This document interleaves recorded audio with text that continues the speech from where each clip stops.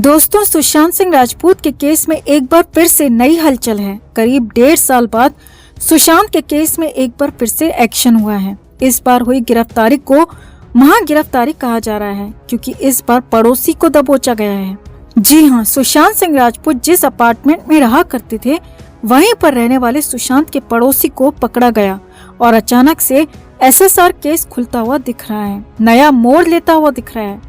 और बड़ी बात यह है कि इसके तार रिया चक्रवर्ती, शौविक चक्रवर्ती से भी जुड़ते हुए दिख रहे हैं। और इससे भी बड़ी बात यह है दोस्तों कि जो पड़ोसी पकड़ा गया है वो बहुत कुछ बोलने को, मुंह खोलने को तैयार हो गया है। तो क्या है अपडेट, क्या है नई खबर, आपको बताते हैं। और कैसे अचानक 1.5 साल बाद हलचल मच गई सुशांत केस में, आपको सब कुछ बताएंगे। आप भी वीडियो को लाइक और शेयर कर अपना प्यार और सपोर्ट दिखाएं। कमेंट में आप भी अपनी बात, अपनी राय जरूर रखें और चैनल को सब्सक्राइब कर चैनल के साथ जुड़कर हमारी ताकत बढ़ाएं। तो सुशांत सिंह राजपूत के साथ 14 जून 2020 को जो कुछ हुआ वो अब भी पहेली बना हुआ है, वो अब भी छिपा हुआ है कि आखिर उस दिन, उस रात क्या हुआ। अचानक सुशांत के साथ गलत क्या हुआ, क्यों 2 दिन पहले तक नई फिल्म की बात करने वाले, नई फिल्म की प्लानिंग करने वाले सुशांत सिंह राजपूत दुनिया छोड़कर चले गए। इसमें फाउल प्ले की बात पहले दिन से, पहले घंटे से कही जा रही है और उसी को लेकर जांच जारी है। हालांकि सीबीआई की तरफ से अभी तक कुछ कहा नहीं गया है। सीबीआई ने कोई लाइन अभी तक नहीं खींची है, कोई स्केच अभी तक नहीं किया है।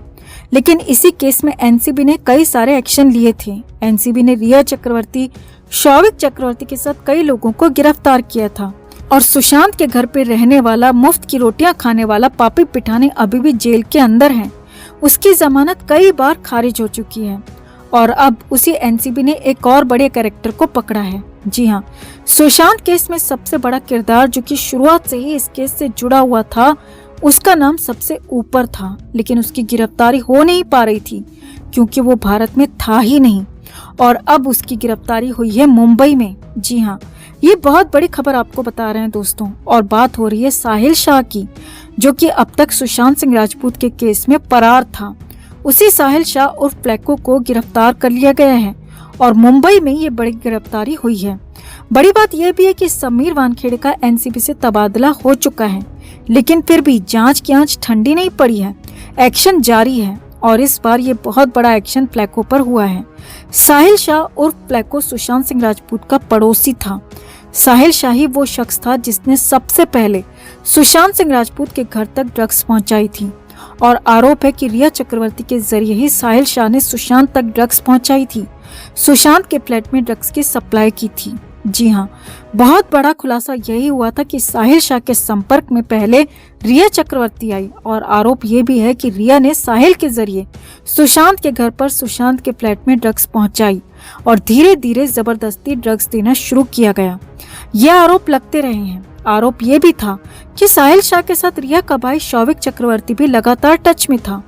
वो भी साहिल के जरिए सुशांत के घर पर ड्रग्स की सप्लाई करता था। और उसी साहिल शाह की गिरफ्तारी हुई है, उसी राजदार साहिल की गिरफ्तारी हुई है। उसी सब कुछ जानने वाले, पहचानने वाले और एक एक बात को परखने समझने वाले साहिल शाह को पकड़ा गया है। अब बड़ी बात यह है दोस्तों कि साहिल शाह ने खुद सुशांत सिंह राजपूत के मामले में बड़े और नए खुलासे करने की बात कही है। जी हाँ, खबर यहाँ तक आ रही है कि अब तक दुबई में रह रहा साहिल उर्फ प्लेको मुंबई पहुंचा था। उसने खुद को गिरफ्तार भी करवाया है ताकि सुशांत सिंह राजपूत के केस में, ड्रग्स के मामले में वो सब कुछ बता सके, बड़े खुलासे कर सके और यहाँ तक बता सके कि उसके पहले 6 महीने क्या हुआ, उस दिन क्या हुआ, उसके बाद क्या हुआ। यानी करीब 1.5 साल बाद साहिल शाह ने फाइनली मुंह खोलने का मन बना लिया है और बहुत कुछ बताने का भी प्लान कर लिया है। और ये सुशांत के केस में गेम चेंजर साबित हो सकता है, क्योंकि साहिल शाह सुशांत का न सिर्फ पड़ोसी था, बल्कि वो ये भी जानता था कि सुशांत के घर पर क्या हो रहा था, किसके जरिए हो रहा था और इसमें रिया शौविक का क्या हाथ था, किस किस का हाथ था, कितना बड़ा हाथ था।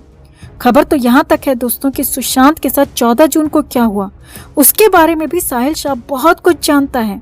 और इसीलिए प्लेको की गिरफ्तारी बहुत बड़ी गिरफ्तारी है, जिससे ये पूरा केस बदल सकता है, केस की पूरी जांच बदल सकती है और नए अंदाज में, नए तेजी के साथ केस आगे बढ़ सकता है। तो बहुत जल्द बहुत कुछ नया और बड़ा हो सकता है।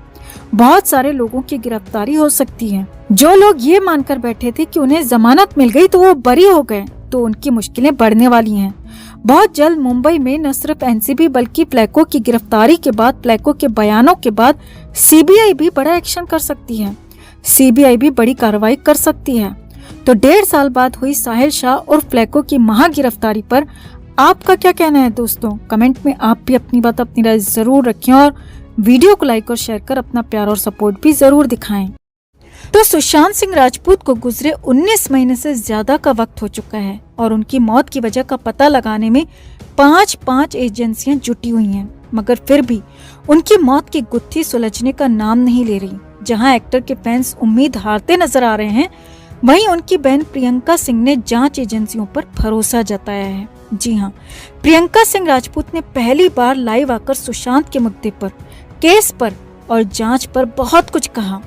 प्रियंका ने कहा, हमें इंतजार करना चाहिए और एजेंसियों पर भरोसा रखना चाहिए।